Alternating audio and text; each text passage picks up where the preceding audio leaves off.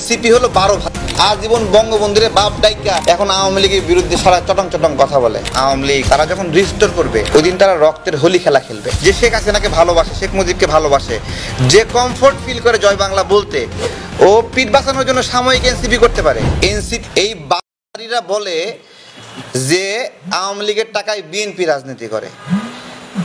এই 12 ভাতারিরা সব জায়গায় হাতায় হাতায় খাইছে, প্রবাসীদের টাকা খাইছে, বিএনপির টাকা খাইছে, আওয়ামী লীগের টাকা এখন খাচ্ছে, আমার ছোট দল আম জনতার দল আমার টাকাও খাইছে, নুরুল হক নুরের দলের টাকা খাইছে, জামাতের টাকা খাইছে, কার টাকা খায় নাই?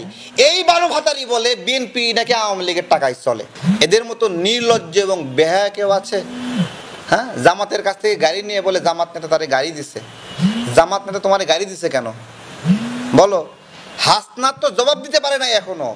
ওর প্রথম মিটিং, গণঅভ্যুত্থানের প্রথম মিটিংটাই ছিল শ্রমিক লীগ নেতার বাসায়। ও তো প্রথমেই লোক সামলাতে পারেনি, শ্রমিক লীগ নেতার বাসায় ঢং ঢং করে গিয়ে মিটিং করতেছে।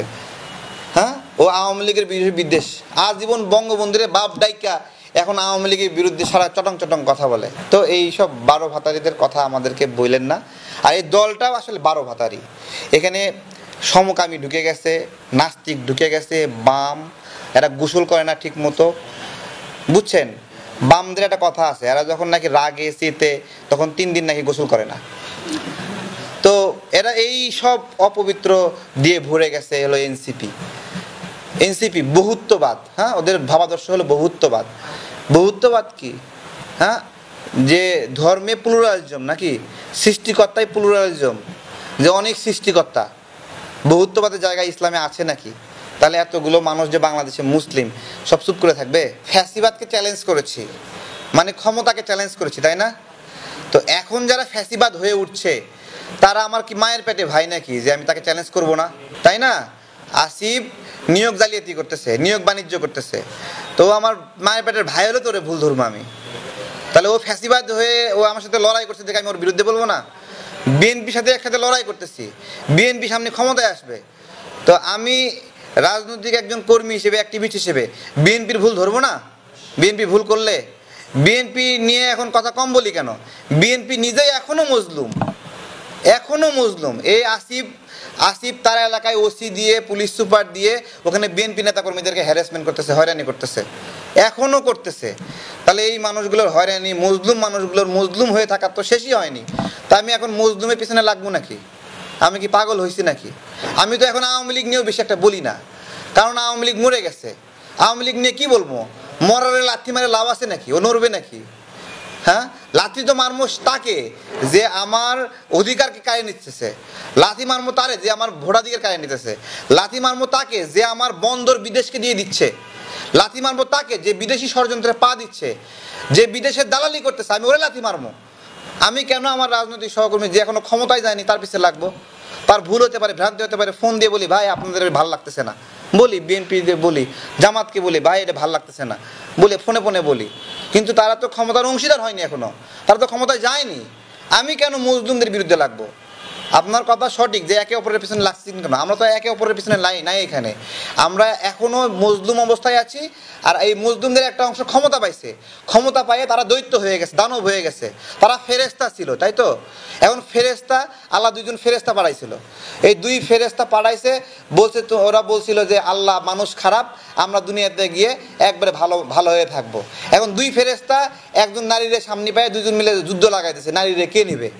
তো ইউনূস সরকার হলো এই ফেরেস্তার মতো, আইসা নারীরে খাওয়ার জন্য তারা বসে গেছে। এখন আল্লাহ তো 2 ফেরেস্তারা এখনো পাহাড়ের এখানে উল্টা দিক করে ঝুলাই রাখছে। তা ফেরেস্তারা যদি ঝুলাই রাখে তাহলে আমরা ইউনূসের ঝুলাবো না?